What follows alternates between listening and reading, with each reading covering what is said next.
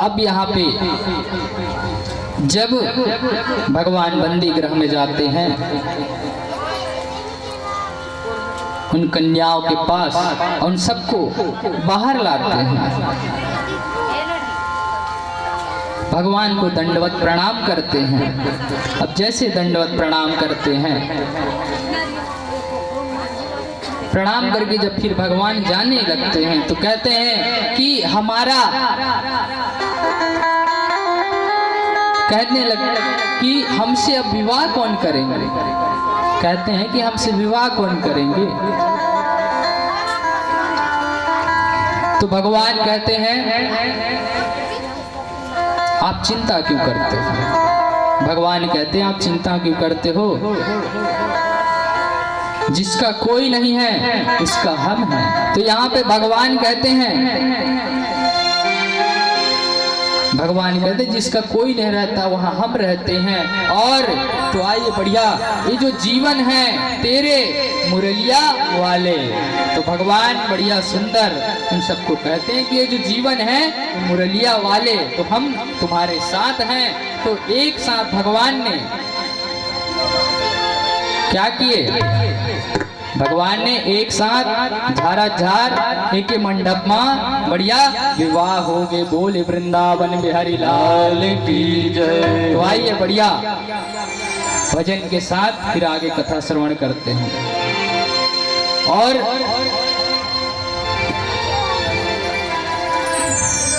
जब कलांतर में भगवान की प्रत्येक रानिया से 10-10 पुत्र और एक एक क्या कन्या, ये भजन के चलत में तुम जोड़ के रखो, पूछबो ठीक है। बोले वृंदावन बिहारी लाल की जय।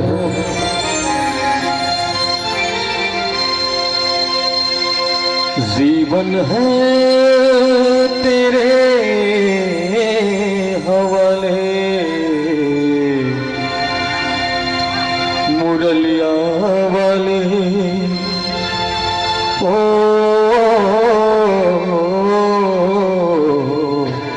हे मुरलिया वाले।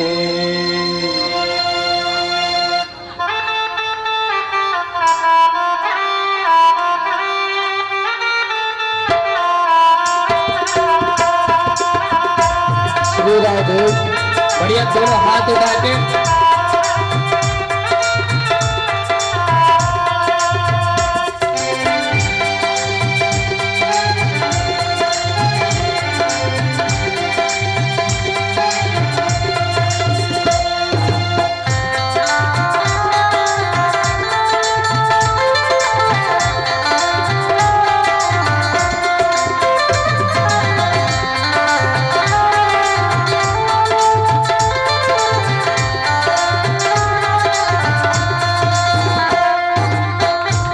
है तेरे हवाले मुरलिया वाले, जीवन है तेरे हवाले मुरलिया वाले। ओ जीवन है तेरे हवाले मुरलिया वाले, जीवन है तेरे हवाले मुरलिया वाले। हाय रे हाय मुरलिया वाले, हाय मुरलिया वाले, हाय मुरलिया वाले। हमको तो अपना बना ले मुरलिया वाले, हमको तो अपना बना ले मुरलिया वाले। ये जीवन है तेरे हवाले मुरलिया वाले, जीवन है तेरे हवाले मुरलिया वाले।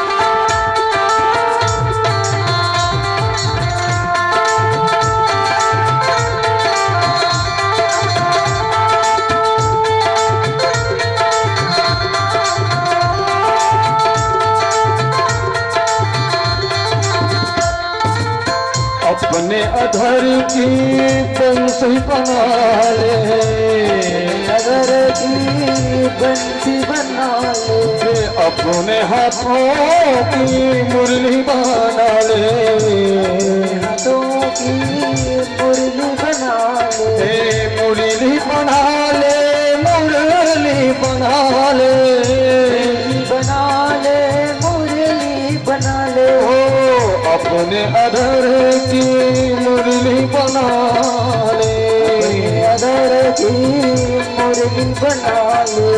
चाहे तू जैसा बजा ले मुरलिया वाले, चाहे तू जैसा बजा ले मुरलिया वाले, जीवन है तेरे हवाले मुरलिया वाले, जीवन है तेरे हवाले मुरलिया वाले।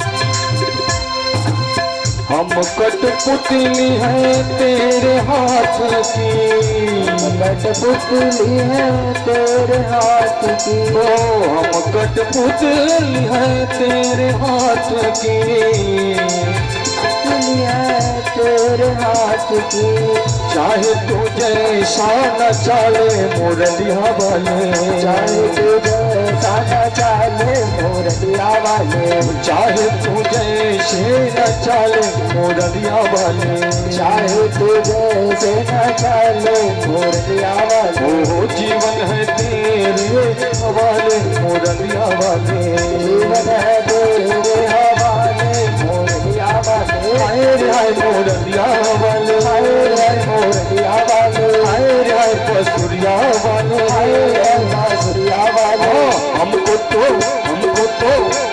तो अपना बना ले मुरलिया वाले, जीवन है तेरे हवाले मुरलिया वाले, जीवन है तेरे हवाले मुरलिया वाले, जीवन है तेरे हवाले मुरलिया वाले, अरे जीवन है तेरे हवाले मुरलिया वाले, जीवन है तेरे हवाले मुरलिया वाले।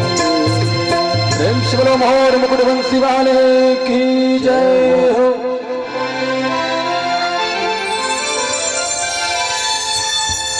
जोड़े कि भजन बस सुने।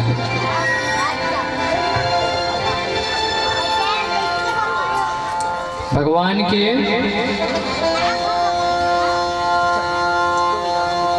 1,61,080 लड़का और लड़की तक नहीं जोड़े हैं। भगवान के 16,108 विवाह हुए थे, 108 तो ही का सब मिला के टोटल भगवान के 1,77,188 ये दोनों मिला के, लेकिन भगवान के परिवार है 56 करोड़। कत्का है 56 करोड़। तो परीक्षित बोले भगवान इतने बड़े परिवार में कैसे रहते हैं आप? यहाँ 6 जन रहे, लड़ाई हो दल भगवान उत्का बड़ परिवार में रहते होता नहीं हो। तो यहाँ पे बढ़िया सुखदेव जी कहते हैं, हे परीक्षित, एक दिन भगवान रुक्मिणी के साथ वार्तालाप कर रहे थे। वार्तालाप कर रहे थे, बातचीत कर रहे थे, बढ़िया सुंदर। तो भगवान ने सोचा कि थोड़ा परिहास मजाक करते हैं। तो भगवान ने कहते हैं कि देवी,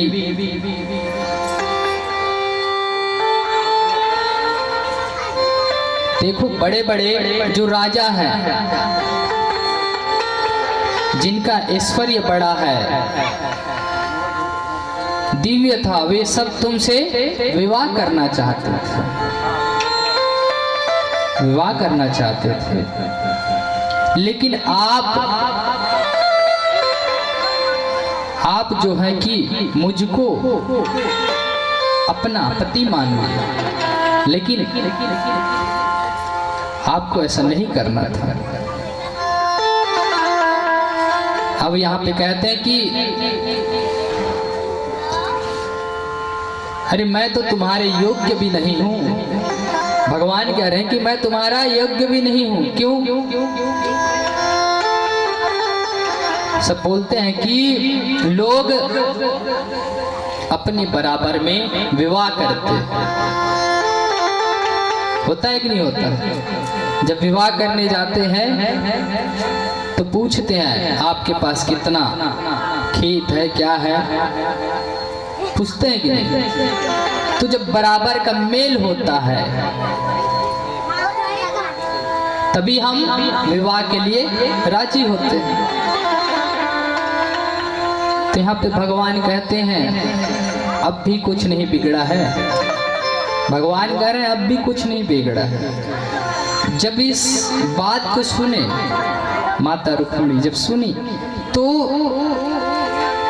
विलाप करने लगती, रोने लगती,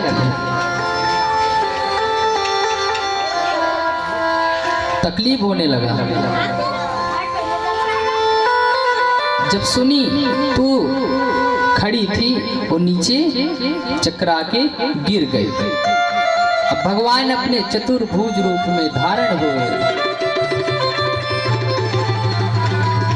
और रुक्मिणी को 2 हाथ से उठा लिए और एक हाथ से पंखा लगा रहे हैं और एक हाथ से पानी का छींचन करते हैं। जब पानी का जब छींचन किए तो रुक्मिणी उठी और रोने लगती। तो भगवान कहते हैं कि हमने तो आपके साथ परिहास किए थे, मजाक किए थे। तो रुक्मिणी जी कहते हैं कि आप सब कर लीजिए, परंतु इस तरह का मजाक हमसे मत कीजिए। हम तो आपको सब चीज मानते हैं और हमारा आपके साथ विवाह नहीं हुआ था, उससे पहले भी हम आपको ही पति परमेश्वर मान लिए।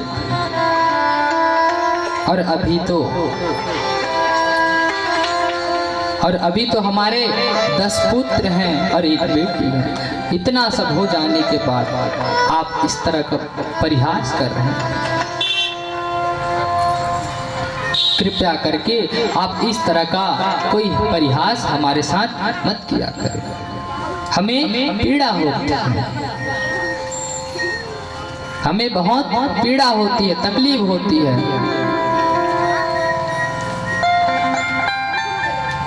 तो यहाँ पे फिर सुखदेव जी कहते हैं कि राजन, भगवान इतने बड़े परिवार में कितने आनंद पूर्वक रह रहे हैं। प्यारे सज्जनों, रुक्मिणी रुक्मणी नंदन प्रद्युम्न का विवाह रति के अलावा रुक्मी के पुत्री रुक्मवती से हुआ, जिनसे अनिरुद्ध का जन्म हुआ। से अनिरुद्ध का जन्म हुआ। अनिरुद्ध का विवाह रुक्मणी जी के भाई रुक्मी के नातिन से अनिरुद्ध का विवाह हुआ। और अनिरुद्ध का कितने विवाह हुआ? अनिरुद्ध का 2 विवाह हुआ, और दोनों विवाह में क्या हुआ? युद्ध हुआ। दोनों विवाह में युद्ध हुआ। और इधर जब भगवान ने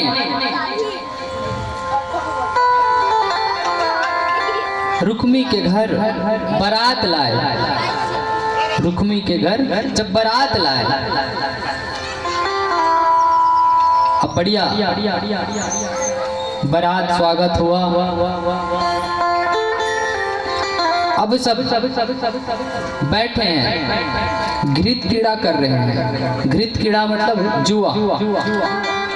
बलदाव भैया, रुक्मी सब बैठे हुए हैं, और जो रुक्मी के मित्रगण हैं साथ में हैं। अब यहाँ पे बलदाव भैया जीतते गए। रुक्मी कहता है हारते जा रहा है कहने लगता है। और जो रुक्मी के जो मित्र हैं वो रुक्मी का साथ दे रहे हैं कि हार रहा है। बलदाव भैया कहते हैं तुम्हें दिख नहीं रहा है मैं हार रहा हूं कि जीत रहा हूं? तो रुक्मी कहने लगता है कि तुम गांव के गंवार गोचर हो, गैया चराने वाले हो, तुम्हें क्या आएगा जुआ खेलना, घृत कीड़ा करना। अब जैसे इस प्रकार का जब भगवान ने सुने, बलदाव भैया लाल पीले हो गए और कहने लगे इधर तुम रिश्तेदार बन रहे हो और इधर हमें इस तरह का बात कह रहे हो, सुना रहे हो। तब भगवान ने बलदाव भैया तुरंत अपनी गदा उठाए और उसको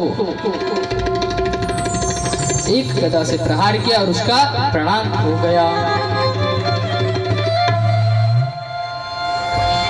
इस प्रकार अनिरुद्ध का प्रथम विवाह संपन्न हुआ। और अनिरुद्ध का दूसरा विवाह बाणासुर की बेटी उषा, बाणासुर की बेटी उषा के साथ इस विवाह में द्वारकाधीश को शंकर जी से युद्ध करना पड़ा। बाणासुर की मंत्री की पुत्री चित्रलेखा, जो चित्र बनाने में माहिर थी, एक बार अगर किसी को देख ले तो उसका प्रतिबिंब एक बार में ही बना देती। तो यहाँ पे वो मन ही मन चित्रलेखा मन ही मन अनिरुद्ध का प्रतिबिंब बना दिया। प्रतिबिंब बनाए तब यहाँ पे कहती है, इसे देखकर कहने लगते हैं कि विवाह करूंगी तो इनसे ही करूंगी।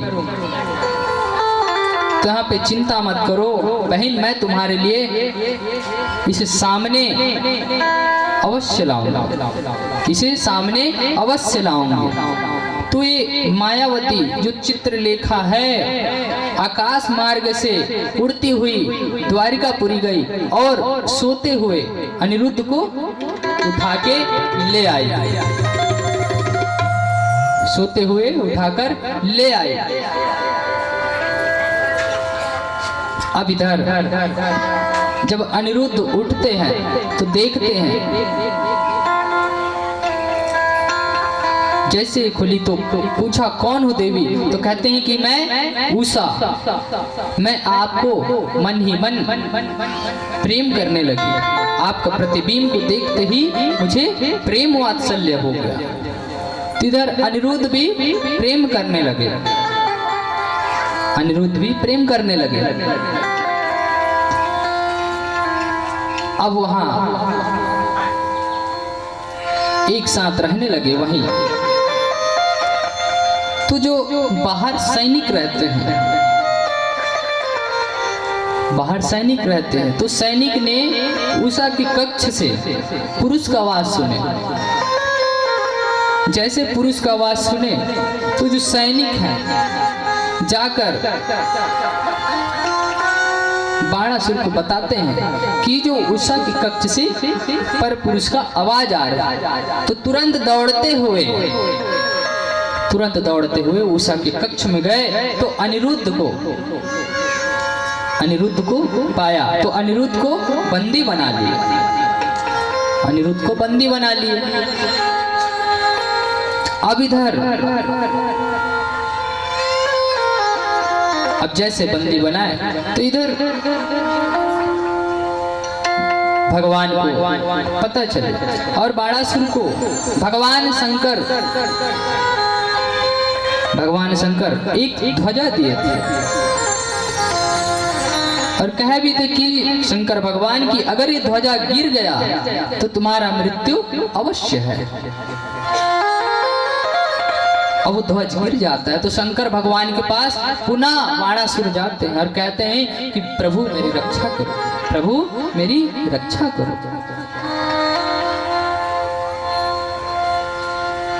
तो भगवान शंकर आते हैं, तुम चिंता मत करो, हम तुम्हारी रक्षा करेंगे, तुम चिंता मत करो, हम तुम्हारी रक्षा अवश्य करेंगे। तो इस प्रकार जब कहते हैं तो भोलेनाथ के वचन दिया कि चिंता मत करो, हम तेरे साथ हैं। भोलेनाथ बाणासुर के महल में त्रिशूल लेकर खड़े हो गए।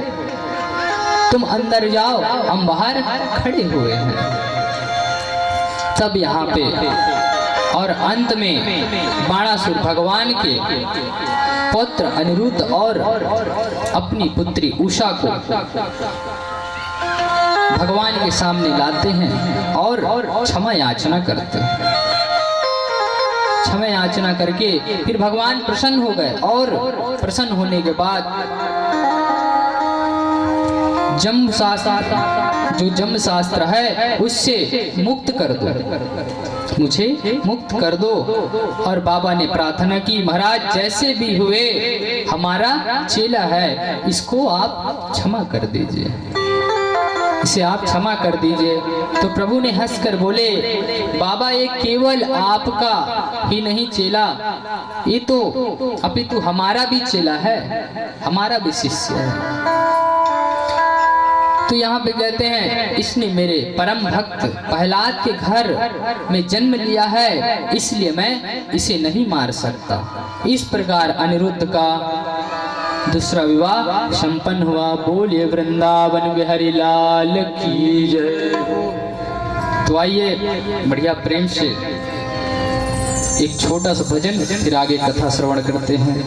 और बढ़िया दोनों हाथ को ताली बजाते हुए भगवान का भजन कीर्तन करते हुए और मन को पवित्र करते हुए और वाणी को पवित्र करते हुए हरि नाम संकीर्तन। बोलिए वृंदावन बिहारी लाल की जय हो।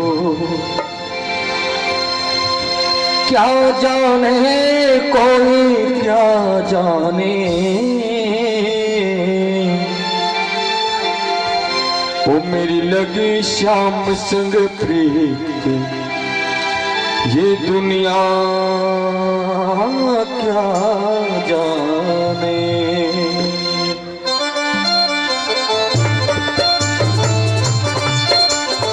हरि बोल।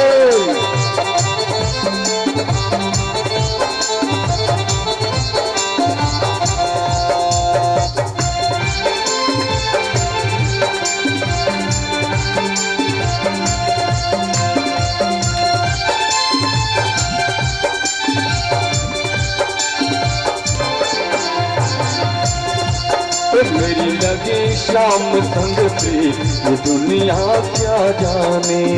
लगी शाम संग प्रीत ये दुनिया क्या जाने। मेरी लगी शाम संग प्रीत ये दुनिया क्या जाने। लगी शाम संग प्रीत ये दुनिया क्या जाने। क्या जाने कोई क्या जाने। क्या जाने कोई क्या जाने। ओ क्या जाने कोई क्या जाने। क्या जाने कोई क्या जाने। ओ मुझे मिल गया, ओ मुझे मिल गया, हाँ मुझे मिल गया मन का मीत ये दुनिया क्या जाने। मिल गया मन का मीत ये दुनिया क्या जाने। मेरी लगी शाम संग प्रीत दुनिया क्या जाने। लगी शाम संग प्रीत ये दुनिया क्या जाने।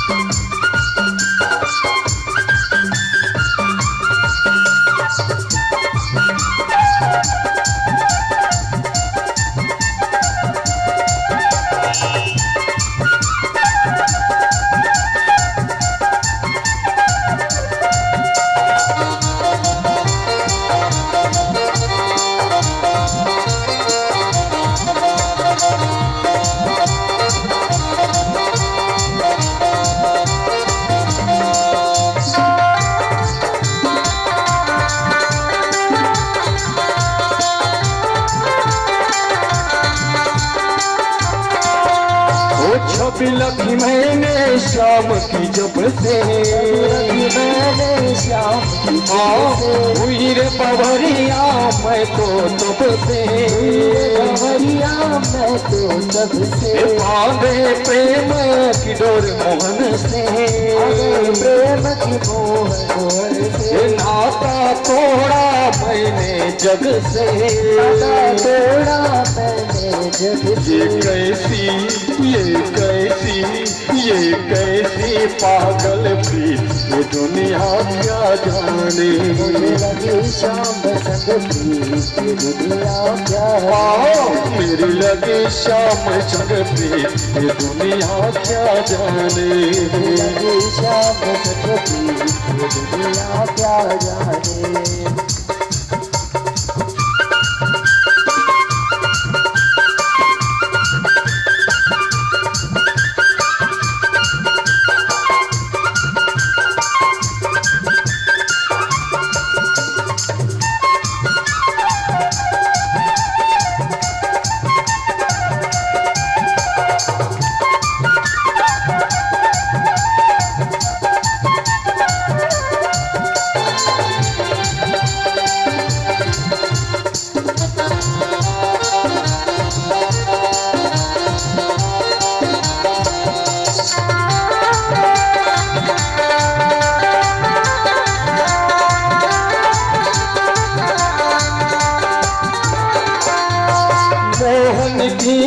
सुंदर सूरतिया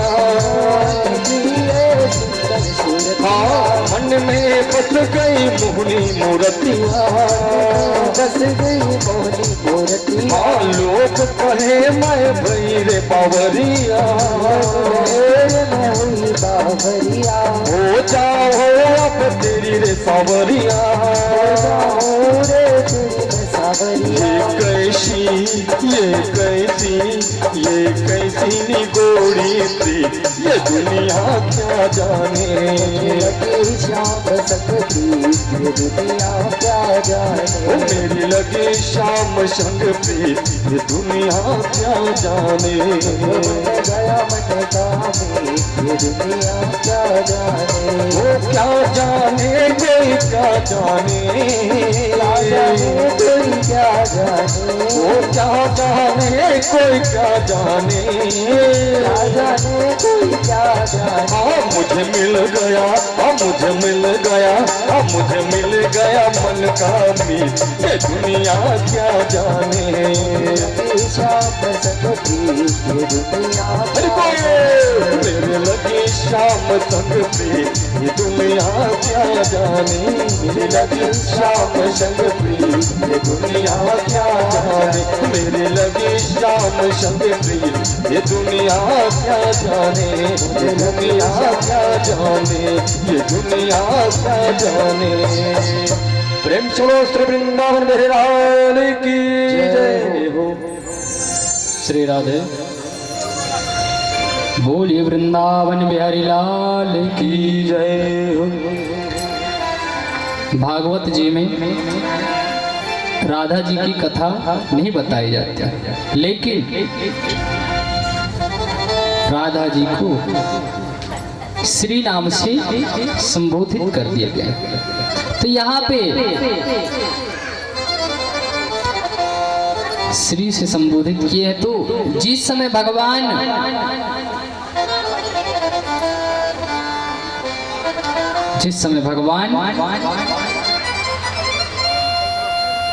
गैया चराने जाते हैं और गोचरण के लिए जब जाते हैं तो उधरी जैसे भगवान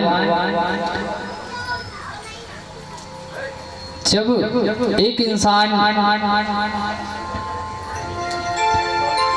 किसी चीज को प्रेम में कोई मोहित हो जाते हैं, जब प्रेम में मोहित हो जाते हैं तो उसके लिए व्याकुल हो जाते हैं, होते हैं कि नहीं?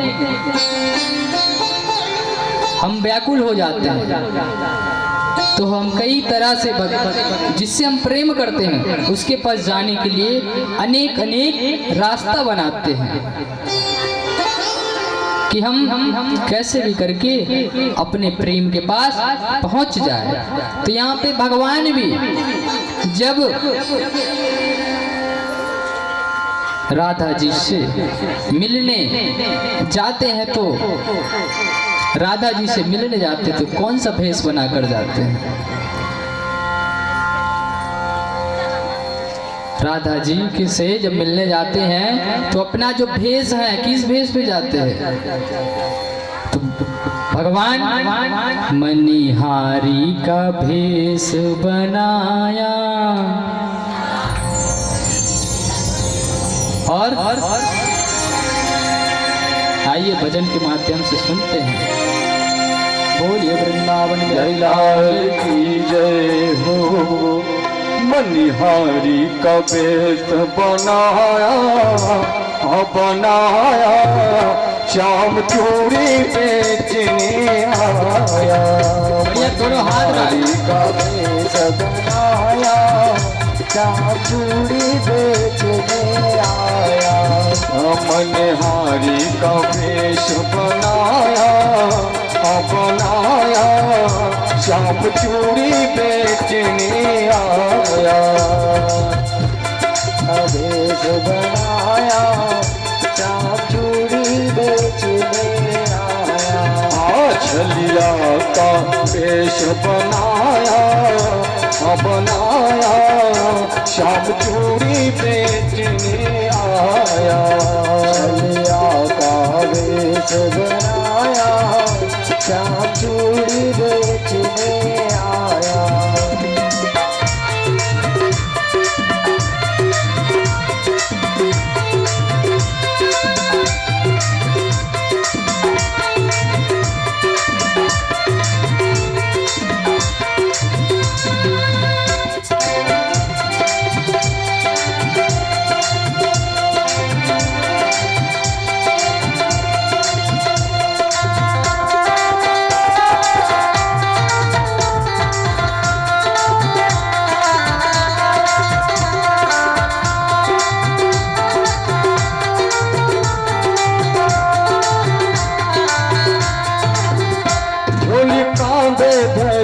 उसमें चूड़ी भरी, झोली कांधे धरी उसमें चूड़ी भरी। ओ झोली कांधे धरी उसमें चूड़ी भरी, झोली कांधे धरी उसमें चूड़ी भरी।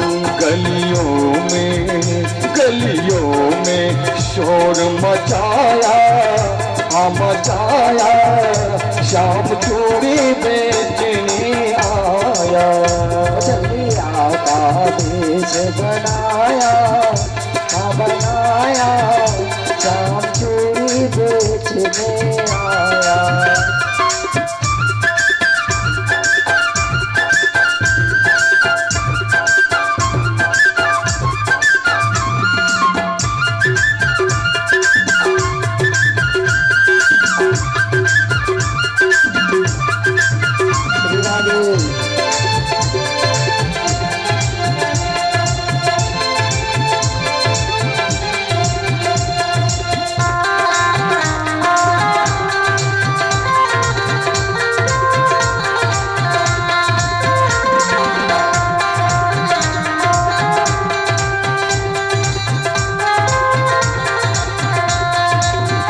राधा ने जब सुनी ललिता से कही, राधा ने सुनी ललिता से कही, ओ राधा ने सुनी ललिता से कही, राधा ने सुनी ललिता से कही, मोहन को तुरंत बुलाया, हाँ बुलाया, श्याम चूड़ी बेचने आया। हरि का भेष बनाया, हाँ बनाया, श्याम चूड़ी बेचने आया।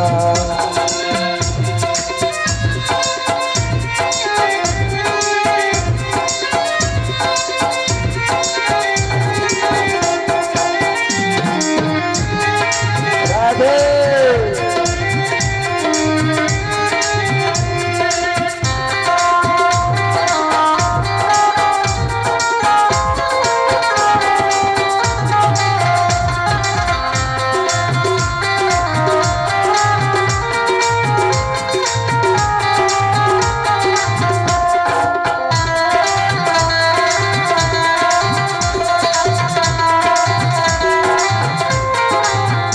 चूड़ी लाल नहीं पहनो, चूड़ी हरी नहीं पहनो, चूड़ी लाल नहीं पहनो, चूड़ी हरी नहीं ओ चूड़ी लाल नहीं पहनो, चूड़ी हरी नहीं पहनो, चूड़ी लाल नहीं पहनो, चूड़ी हरी नहीं पहनो। मोहे श्याम रंग है भाया, हाँ भाया, श्याम चूड़ी बेचने आया। चलिया का भेष बनाया, हाँ बनाया, श्याम चूड़ी बेचने आया। छलिया का भेष बनाया, बनाया, श्याम चूड़ी बेचने आया।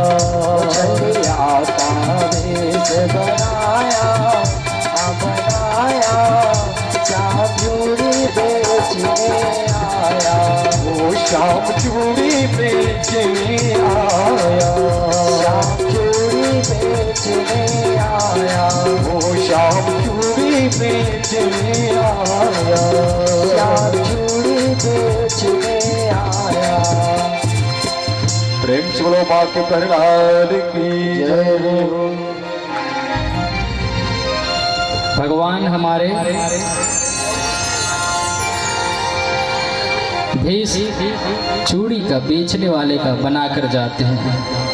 किनसे मिलने जाते हैं? राधा रानी से, अपने प्रेम के लिए भेष बदल कर जाते हैं। तो यहाँ माता रुक्मणी को पता चल जाते हैं कि स्वामी कहाँ जाते हैं। तो भगवान से पूछते हैं कि आप कहाँ जाते हैं? तो कहते हैं कि मैं राधा में, जो राधा है सर्वेश्वरी है, राधा मेरे बिना अधूरी है और उनके बिना मैं अधूरा। आप लोग देखे होंगे श्रीमद् भागवत में रुक्मणी का नाम आता है, परंतु बाकी अन्य जगह में राधा कृष्ण, राधा कृष्ण। कृष्ण के बिना राधा अधूरी है और राधा के बिना कृष्ण अधूरे हैं। तब यहाँ पे तो भगवान ने कहते हैं कि प्रेम से बढ़कर कुछ नहीं है। तो भगवान ने प्रेम राधा से है, परंतु हमें प्रेम किनसे करना चाहिए? हमें प्रेम गोविंद से करना चाहिए। हमें इस भवसागर में गोविंद से करना चाहिए, क्योंकि इस भवसागर में कोई अन्य साथ नहीं देगा। वो तो भगवान है, हम एक तुच्छ इंसान हैं। ये जो मिट्टी का चोला है, अभी बैठे हैं, 2 मिनट में क्या हो जाए हमें नहीं पता।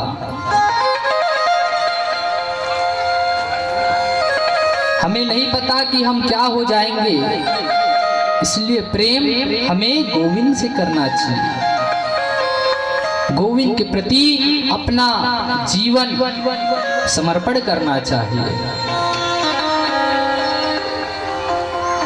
ये जो लोग हैं, जो तुच्छ लोग हैं, हमारे जो इस भवसागर में कहते हैं ना कि हमसे बड़ा कोई नहीं है, हमसे बड़ा कोई नहीं है। लोगों को कभी घमंड नहीं करना चाहिए, घमंड नहीं करना चाहिए। आपने अभी कथा श्रवण किए हैं कि बड़े बड़े राजा हैं, बड़े बड़े संत हैं, जिसके जो घमंड है, जो भगवान ने किस प्रकार से उनके घमंड को तोड़े हैं। तो हम तो एक तुच्छ मानव हैं, तो हमें प्रेम करना चाहिए तो गोविंद से करना चाहिए। वही एक सहारा है और कोई दूसरा नहीं है। आपको तकलीफ होगा तो लोग आपके पास कब तक रहेंगे? जब तक आपके पास पैसा है तब तक आपके पास लोग हैं, और पैसा नहीं रहेंगे तो लोग नहीं रहने वाले। चाहे वो बेटी हो, चाहे बेटा हो, चाहे वो पति हो, लोग स्वार्थी हैं। लोग स्वार्थी हैं, स्वार्थ में चलते हैं। जब स्वार्थ पूरा हो जाता है तो उसे छोड़कर चले जाते हैं।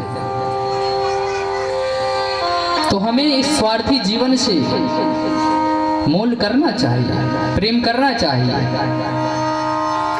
हमें इस स्वार्थी जीवन को छोड़ना चाहिए और गोविंद को पकड़ना चाहिए, क्योंकि कहते हैं अगर आप गोविंद को एक हाथ छोड़ोगे तो गोविंद आपको 4 हाथ छोड़ना, 4 हाथ छोड़ोगे आप। अगर गोविंद को आप एक हाथ पकड़ोगे तो गोविंद आपको 8 हाथ पकड़ेंगे। इसलिए गोविंद को स्मरण करना चाहिए और गोविंद से प्रेम करना चाहिए। तो यहाँ पे कहते भगवान उनसे खेल खेलते हैं। किनसे? अपने जो 16,108 जो उनकी पत्नियां हैं उनसे खेल खेलते हैं। भगवान कहते हैं कि हमारे जो ये पेट है इसमें दर्द हो रहा है, दर्द उत्पन्न हो रहा है। भगवान उनकी परीक्षा ले रहे हैं। आप कहते हो कि हम आपसे प्रेम करते हैं, कह रहे हैं कि हम आपसे प्रेम करते हैं। तो भगवान उनसे परीक्षा ले रहे हैं। कहते हैं कि जब आप हमसे प्रेम करते हैं तो भगवान बहाना करते हैं कि हमारे पेट में बहुत पीड़ा हो रहा है, उत्पन्न हो गया। तो सब देखने लगते हैं, डरने लगते हैं कि प्रभु को क्या हो गया, प्रभु को क्या हो गया। सभी रानियां जो पट रानियां हैं सब इधर से उधर होने लगते हैं, घबराने लगते हैं, डरने लगते हैं। तब यहाँ भगवान कहते हैं, यहाँ पे कहते हैं कि मुझे मुझे अपने चरणों का, अपने चरण को धोकर मुझे पिला दो, जिससे मेरा जो दर्द है वो ठीक हो जाएगा। तो सभी वहां पे कहने लगे, प्रभु हम ये नहीं कर सकते, प्रभु हम ये नहीं कर सकते, हम नरक में चले जाएंगे अगर ऐसा करेंगे तो। हम नरक में चले जाएंगे। कोई पत्नी अपने पति को अपने चरण देंगे क्या? सब सोचेंगे ना कि हमें नरक में जाना पड़ेगा। सोचते हैं कि नहीं सोचते? क्योंकि पत्नी के लिए पति परमेश्वर है। तो यहाँ पे जितने भी 16,108 सब खड़े हो गए कि स्वामी हमें नहीं कर सकते, हमें नहीं कर सकते। अब भगवान का पीड़ा और होने लगा, क्योंकि उनका प्रयास कर रहे हैं ना, जानना चाहते हैं कि कौन मुझसे प्रेम करते हैं, कौन मुझे इतना चाहते हैं। तब भगवान को सब मना करती है कि स्वामी हम ये नहीं कर सकते। तो फिर रुक्मणी दौड़ते दौड़ते बरसाना गई, राधा रानी से मिले और उन्हें वृत्तांत सुनाए। कहते हैं कि हमारे स्वामी का पेट जो है बहुत अधिक दर्द हो रहा है, और उन्होंने इस तरह का बात बताया है जिससे ठीक हो जाएगा। तो राधा रानी जैसे सुनती है अपने चरण को धोकर देती है। वो कहती है कि प्रेम सच्चा होना चाहिए। अगर आपके पति परमेश्वर का तकलीफ है, अगर आपको या आपके कोई चीज को करने से उनको जो कष्ट है वो दूर होता है, तो हमें क्या करना चाहिए? उनका मदद करना चाहिए। तो यहाँ पे राधा रानी अपने चरण को धोकर रुक्मणी को देती है।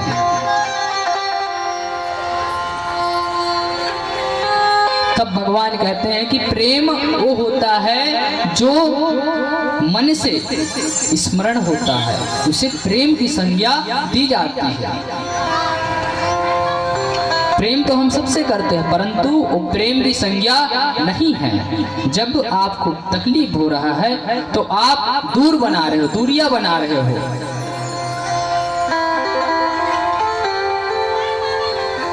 और जब तकलीफ हो रहा है तो आप दूरियां बना रहे हो, और जब और बोलते हो कि हमें प्रेम है, ये कहाँ से है?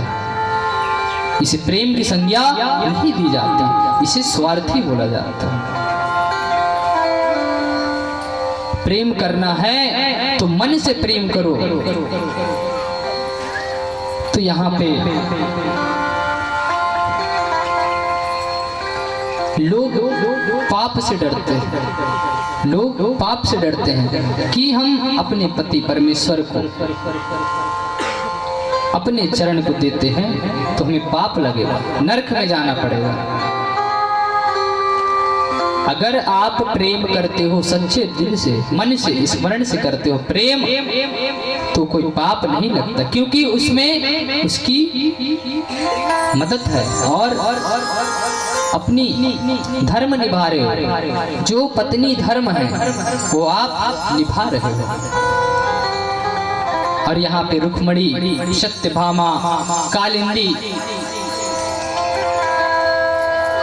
की नहीं रखी जाती है। इसलिए आप लोगों ने जब भी मंदिर जाते हैं तो देखे भी हैं कि राधा रानी, राधा और कृष्ण भगवान एक साथ रहते हैं। रहते हैं कि नहीं रहते? क्योंकि प्रेम जो है अटूट है, जो कभी टूटता नहीं है। हम जो प्रेम करते हैं इस भवसागर के लोगों में, वो प्रेम नहीं है।